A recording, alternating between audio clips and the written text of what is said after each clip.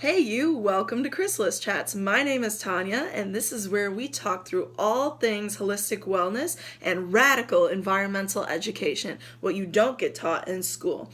Today's topic is essential oils for food, okay? This week's theme is essential oils, but today we are talking about food with our essential oils. And I'm so excited to introduce to you two of my absolute favorites for adding to food: lemon. Yes, oh yes, lemon, and cardamom. Okay, so as we talked about in previous videos, you definitely want to be sure that your essential oils you're using inside your body are therapeutic grade. And there's a reason for that, because therapeutic grade essential oils are additionally pure. They're tested to be sure that they don't have, any pesticides or any kind of residual residues that you just don't need in your body, okay? Like glyphosate, all that crazy stuff. None of that in a therapeutic grade, certified essential oil. So let's go into lemon. How do you use lemon in your food? So you can use lemon in your water. It's really good in just everyday water. Like if you're drinking distilled water or spring water or whatever you're drinking, lemon is a really good additive to that. And I like lemon just for the flavor of it, to be honest with you. It tastes a lot, more refreshing to me. I also like to throw spearmint or peppermint in my water with lemon. It's really invigorating. It kind of like, oh, I'm like perked up now, it just has that effect. But lemon is also really good because it actually brings more oxygen into your water. So if you put lemon in your water, a drop of lemon essential oil into a glass and then just kind of like stir it around or whatever, you will see that there's more little oxygen dots in your glass because it's bringing more oxygen into your water. It's pretty awesome, if I do say so.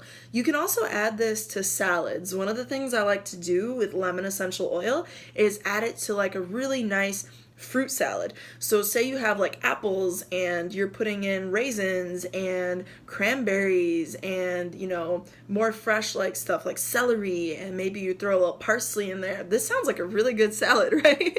Maybe you throw like some oranges or something. Well, if you don't have enough acidity in that salad, your apples, for example, they'll turn brown, right? But how do you prevent that? You can squeeze a fresh lemon, by all means. Fresh is amazing. Or you can just add a couple drops of this. I will say it's really strong and it will kind of overwhelm whatever you're adding it to if you're not careful. So just go kind of slow and steady with your essential oils, because it's really easy to kind of add too much because they have 40 to 70 times the phytochemicals in a single drop, which is really something else if you think about it. So the next essential oil that I would like to share with you to add to food is cardamom, okay?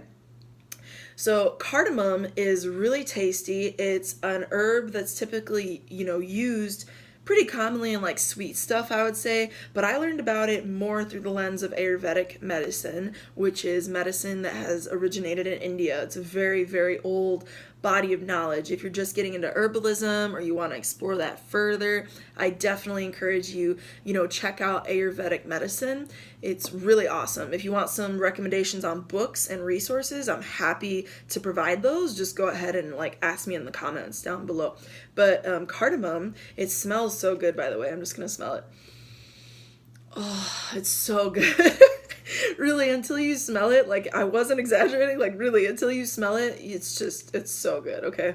But cardamom is really good in sweet stuff, like I previously mentioned. So if you're say you're making a cake or some cupcakes for your friend, it's their birthday, or your mom or your aunts or whatever, whoever you're making cupcakes or whatever for, right? And you want to put some icing on there or some really good frosting. So how I make frosting is using some vegan butter or even coconut oil, and then I blend it with a hand mixer with powdered sugar. And if I want it to be infused with some exciting flavor that's just kind of different and elevates the taste of that icing or of that frosting, I'll add a drop or two of cardamom. And you can combine this with lemon or any other thing that would really kind of complement the flavor of your dish that you've created, right? But cardamom in that context of white powdery confectioner's sugar is delicious. Okay. You can also add this to like a warm cup of water or even tea, just to kind of add additional warming kind of effects to it. Okay, it tastes really bomb, just like really warming, almost like a cinnamon, but like a little more well-rounded is how I'd put it, a little less spicy. Fun fact, in Ayurveda, cardamom is also called a carminative, and a carminative is something that alleviates gas. So say you or a friend ate something that provided a lot of gas in their system, and you're like, ew, gross, I feel gassy, my stomach's, it's upset, or I'm blowing stinkies, or whatever the case may be.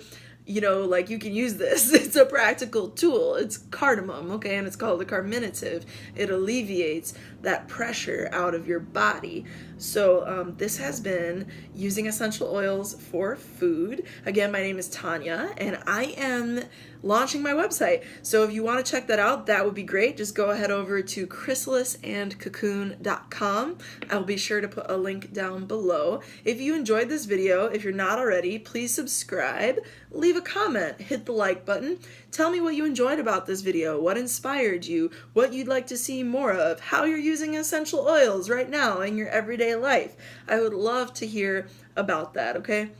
And last but not least, I just want to give you a big shout out, because whether you are just a little itty bitty caterpillar or a full-fledged butterfly, you're going through metamorphosis and healing transformation, and therefore you, my friend, are part of the solution, not the problem, okay? So for that, I just want to say thank you, and I appreciate you. Thank you for supporting my channel here and also visiting my website. I look forward to hearing from you.